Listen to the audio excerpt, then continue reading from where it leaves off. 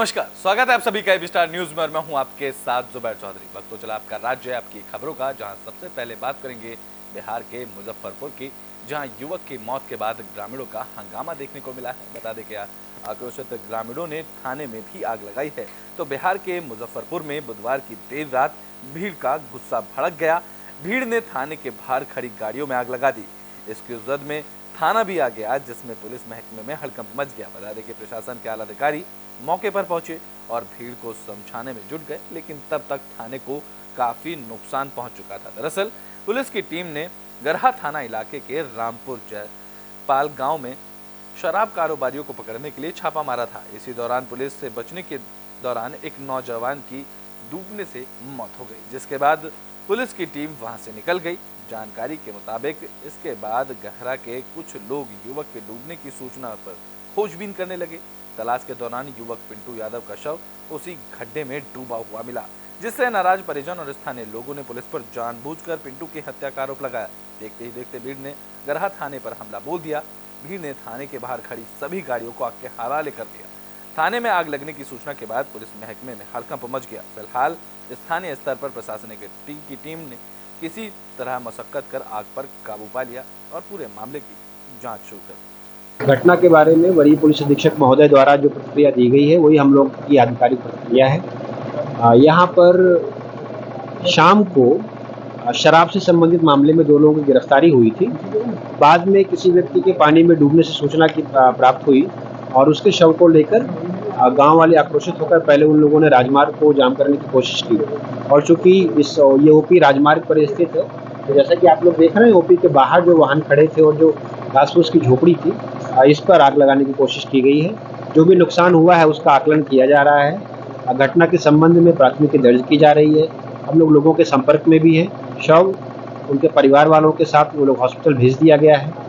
उसके संबंध में भी अग्रिम कार्रवाई की जा रही है और इस घटना के संबंध में भी प्राथमिकी दर्ज कर हम लोग अग्रिम कार्रवाई। थाना पे कितने लोग को लाया गया गिरफ्तार करके? उस दौरान 2 लोग गिरफ्तार करके लाए गए थे। छुड़ा लिया गया है ग्रामीणों को? अभी तक यही सूचना प्राप्त है या इस घटना के चलते वो लोग कहीं और उन लोगों ने। तो बुलेटिन में बात कर लेते हैं मध्य प्रदेश में चुनाव को लेकर हो रही तैयारियों की। बता दें कि मध्य प्रदेश के इंदौर 1 से आम आदमी पार्टी ने उम्मीदवार घोषित कर दिया है। इंदौर विधानसभा 1 से आम आदमी पार्टी ने अनुराग यादव को उम्मीदवार बनाया है। तो मध्य प्रदेश में विधानसभा चुनाव को लेकर सभी पार्टियां एड़ी चोटी का जोर लगा रही हैं। आम आदमी पार्टी भी मध्य प्रदेश चुनाव में ताकत आजमा रही है। इस कड़ी में अब आम आदमी पार्टी ने दम दिखाना शुरू कर दिया है। इंदौर विधानसभा 1 से पार्टी ने अनुराग यादव को उम्मीदवार बनाया है। उम्मीदवार घोषित किए जाने के बाद अनुराग यादव ने पार्टी की उम्मीदों पर खरा उतरने की भी बात कही है। उन्होंने कहा है कि जनता बीजेपी और कांग्रेस दोनों पार्टियों से परेशान है और इस बार बदलाव संभव है। जो भी स्थानीय मुद्दा होगा विधानसभा का, हमने डोर टू डोर में जो पब्लिक से बात की है, जनता से बात की है, बहुत सारे मुद्दे हैं, लोकल मुद्दे हैं, ड्रेनेज की समस्याएं हैं, बिजली के बिल बढ़े हुए हैं, जहाँ पानी नहीं आता उसके बिल भी जनता दे रही है, और जो टैक्सेस हैं, अदर टैक्सेस हैं, जनता पे टैक्सेस का बोझ बहुत है, और मूलभूत सुविधाएं, स्कूल कॉलेज जो हैं कि 65-68 सालों में एक भी स्कूल विधानसभा में बड़े लेवल का जो 12वीं तक इंटर कॉलेज तक नहीं बना है, और प्राथमिक शिक्षा के जो स्कूल बने हैं उनमें सुविधाएं ठीक नहीं है। स्थानीय मुद्दों पर चुनाव। अभी कांग्रेस से संजय शुक्ला जी मैदान में है, जो कि वर्तमान के विधायक भी है, और कैलाश जी को बीजेपी ने उम्मीदवार बनाया है। तो दोनों में से किसको चुनौती मानते हैं आप? देखिए, हम चुनौती किसी को नहीं मानते हैं। आम आदमी पार्टी का सीधा उद्देश्य है डोर टू डोर जाइए, जनता की बात जानिए। जनता ही ने इन लोगों को बड़ा बनाया है, जनता ही ने मिटाएगी। जैसे कि हर पार्टी के लिए बूथ स्तर बहुत जरूरी होता है कार्यकर्ता को, उस तरह आपके संगठन की क्या तैयारी है? संगठन हमारा पूरा बना हुआ है। माननीय हमारे संगठन मंत्री संदीप पाठक जी 6 महीने सक्रिय हैं संगठन बनाने में। उन्होंने हमें बहुत ट्रेनिंग भी दी। हमारी ट्रेनिंग 4 जगह हुई है। तो बुलेटिन में बात कर लेते हैं बिहार के मोतिहारी की, जहां गांधी जी की जयंती पर यात्रा का आयोजन किया गया। बता दें कि ये यात्रा 24 जिलों में जाएगी। तो पकड़ी दयाल नगर पंचायत जगतिया में भाईजी संदेश साइकिल यात्रा का गांधीवादियों ने जोरदार स्वागत किया। इस मौके पर नगर पंचायत के अध्यक्ष और वार्ड पार्षद टूना कुमार सुरेश राम ने सभा का आयोजन किया, जिसमें गांधीवादियों ने महात्मा गांधी की जीवनी पर प्रकाश डाला। बता दें कि संदेश यात्रा 2 अक्टूबर को बितिहिरवा पश्चिमी चंपारण से शुरू हुई थी, जिसमें 11 राज्यों के 30 युवक युवतियां साइकिल से बिहार के 24 जिले में जाएंगे और गांधी जी के विचारों को जनता तक पहुंचाने का काम करेंगे। हम सभी ने अपने पढ़ाई के दिनों में जब इतिहास के पन्नों को पढ़ते हैं तो गांधी जी, उनका चंपारण सत्याग्रह, ये बहुत रोचक विषय होते हैं, रोचक पहलू होते हैं जानने का। और मुझे बड़ा हर्ष हो रहा है, बड़ी खुशी हो रही है कि उस पढ़ाई के बिंदु को आज मैं यहाँ आके आप लोगों के बीच महसूस कर पा रहा हूँ, देख पा रहा हूँ, समझ पा रहा हूँ कि किस तरह का जोश यहाँ के लोगों में आज के दिन में है, किस तरह का उत्साह। और आज़ादी के दौरान में जिस तरह से गांधी जी ने यहाँ से इस धरती को चुना, एक वक्ता ने बताया कि क्यों चुना, क्योंकि यहाँ पर अंग्रेजों का सबसे अत्याचार वाला जो तिनकठिया पद्धति थी, लोगों के शोषण का, किसानों के शोषण का, उसके विरुद्ध गांधी जी ने। तो बुलेटिन में बात कर लेते हैं हरियाणा के रेवाड़ी की, जहां कांग्रेस विधायक चिरंजीव ने आड़तियों और किसानों से बात की और बाजरा खरीद का जायजा लिया। तो रेवाड़ी में कांग्रेस विधायक चिरंजीव राव ने नई अनाज मंडी का दौरा किया। यहां उन्होंने बाजरा खरीद का जायजा लिया और किसानों और आड़तियों से बात की। बाजरा खरीद व्यवस्था पर सवाल उठाते हुए उन्होंने कहा है कि उनसे बहुत से किसानों ने शिकायत की है कि टोकन लेने के लिए 20-20 घंटे लाइन में खड़ा होना पड़ रहा है, फिर भी किसी को टोकन मिल जाता है और किसी को वापस बेघर लौटना पड़ रहा है। इतना ही नहीं, टोकन कटने के बाद भी किसानों का बाजरा नहीं खरीदा जा रहा है। इस बार बाजरे की अच्छी पैदावार हुई है, लेकिन सरकार की ओर से कोई व्यवस्था नहीं की गई। सरकार की ओर से ना तो बाजरा खरीद का शेड्यूल और ना ही MSP और बंतावर की स्थिति स्पष्ट की गई। उन्होंने कहा है कि इससे पता चलता है कि सरकार किसानों का बाजरा खरीदने को लेकर गंभीर नहीं है। देखिए, आज के समय के अंदर जितने भी लोग हैं भाजपा के अंदर उनको घुटन महसूस हो रही है। पिछले दिनों में आप लोगों ने देखा भी था, पूर्व मंत्री जगदीश यादव जी ने कांग्रेस पार्टी ज्वाइन करी और उससे पहले लगातार करीबन 32 एक्स मंत्री और विधायकों ने कांग्रेस पार्टी को ज्वाइन किया। चौधरी वीरेंद्र सिंह ने भी कल भारी आरोप भ्रष्टाचार के जजपा भाजपा सरकार के ऊपर लगाए हैं और मुझे लगता है कहीं ना कहीं उनका जो असली चेहरा है वो पूरे प्रदेश ने देख लिया है। हम तो लगातार इल्ज़ाम इनके ऊपर लगाते ही थे कि भारी भ्रष्टाचार इस सरकार के अंदर है। अब इनके इतने बड़े नेता चौधरी वीरेंद्र सिंह, उन्होंने स्वयं इस बात को पुष्टि करी है कि सरकार के अंदर भारी भ्रष्टाचार हो रहा है और मैं तो स्वागत करता हूँ। एक सही बात, एक सही चीज़ उन्होंने अपने मन से कही, इसका हम स्वागत करते हैं। देखिए, तो बुलेटिन में बात कुरुक्षेत्र की कर लेते हैं, जहां किसानों का हल्ला बहुत देखने को मिला है। बता दें कि मंडी में बाहर के व्यापारियों की नो एंट्री को लेकर किसानों में नाराजगी देखने को मिल रही है। तो भारतीय किसान यूनियन चढ़ूनी ग्रुप के कार्यकर्ताओं ने लघु सचिवालय कुरुक्षेत्र के पास प्रदर्शन किया और डीसी को ज्ञापन सौंपा। किसान नेता जसबीर मामू माजरा और प्रिंस वडेच ने बताया है कि अब की बार जिले की मंडियों में बाहर के व्यापारी नहीं आने दिए जा रहे हैं, जिसकी वजह से किसानों को नुकसान हो रहा है। उन्होंने कहा कि वो सरकार के नेताओं से भी मुलाकात कर चुके हैं, लेकिन कोई भी उचित कार्रवाई नहीं की गई है। डीसी ने उन्हें जरूर आश्वासन दिया है। जी, आज हम यहाँ DFSC का घेराव करने के लिए उनसे मिलने के लिए आए थे, क्योंकि जिले भर के किसान RO रिलीज ऑर्डर जारी करने की मांग कर रहे हैं, क्योंकि जिले भर की मंडियों में धान की आवक जोरों पर है और जो डिजी राइस मिलर है उन्होंने पूलिंग कर ली है। उन्होंने अपनी एक यूनियन बना करके इरादा कर लिया कि इसके ऊपर रेट किसानों को नहीं देना, जिससे किसानों की फसल MSP से नीचे या MSP तक ही सीमित हो गई है। जबकि आसपास की जो मंडियां हैं चीका अंबाला की, वहां पर MSP से 40, 50, 100 रुपए ऊपर धान बिक रही है। तो हमारी ये मांग पिछले 8 दिन से चल रही है कि अब रिलीज ऑर्डर बाहर की मंडियों का यहाँ पे काटें, ताकि ये कंपटीशन हो। जब बाहर के मिलर आके बोली देंगे तो प्रतिस्पर्धा के कारण किसान को अच्छा मूल्य मिलेगा। और जब ये मंडियां APMC एक्ट बनाया गया था छोटू राम जी द्वारा, इसी तो कुरुक्षेत्र में होमगार्ड और सिख युवक का विवाद अब तूल पकड़ता जा रहा है। इस कड़ी में होमगार्ड जवानों और हिंदू संगठनों ने इसका समर्थन किया है। तो हरियाणा के कुरुक्षेत्र में होमगार्ड और सिख युवक विवाद तूल पकड़ता नजर आ रहा है। बीते दिन सिख समाज के लोगों ने होमगार्ड पर सिख युवक की पगड़ी के साथ छेड़छाड़ करने का आरोप लगाते हुए मुकदमा दर्ज कराया था।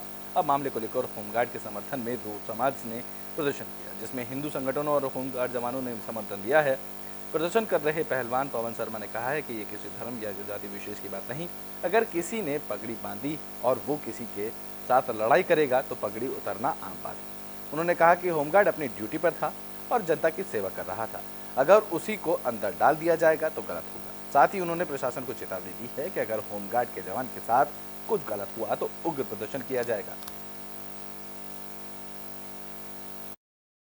ये बात ऐसे है, ये ना तो किसी धर्म की बात है और ना किसी जाति की बात है, ये तो न्याय और अन्याय की बात है, जिसके लिए सर्व समाज इकट्ठा हुआ, सभी जाति के लोग आए और एसपी साहब से दरखास्त रखी कि भाई हमारे साथ अन्याय ना हो जाए, इस लड़के के साथ अन्याय ना हो जाए।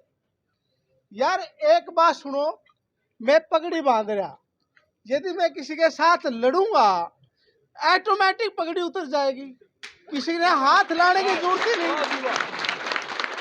किसी के हाथ लगाने की जरूरत नहीं। जब लड़ता है आदमी कोई, पगड़ी तो अपने आप ही उतर जाएगी, अपने आप ही गिर जाएगी।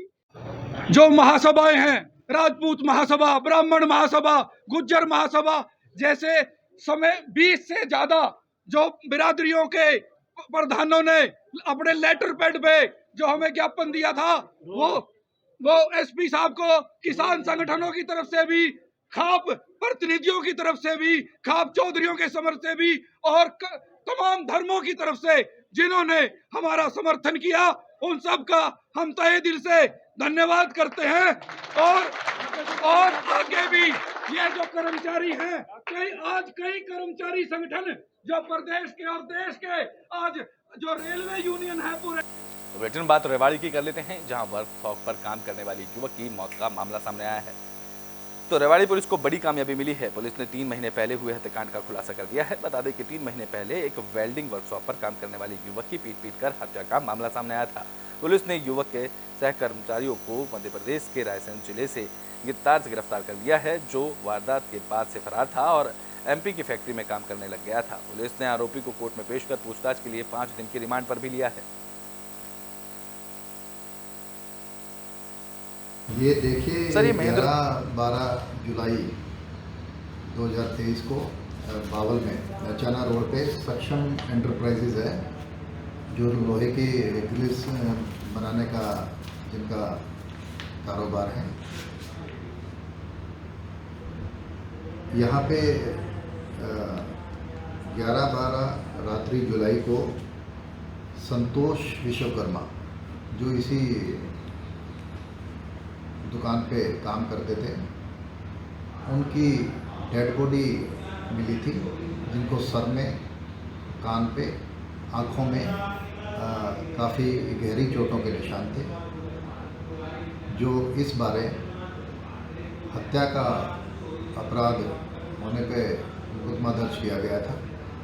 जो इसमें तफ्तीश करते हुए पता लगा कि इसके साथ में ही इसी के संतोष विश्वकर्मा के ही गांव का जो जेवर गांव टीकमगढ़ एमपी का रहने वाला था, तो इसी गांव का जो इसके साथ में रहने वाला था मनोज स्वामी, जो कि वहां से गायब था, जो कि संतोष का मोबाइल और इस दुकान पे जो दुकान का मालिक था उसकी मोटरसाइकिल भी गायब मिली थी।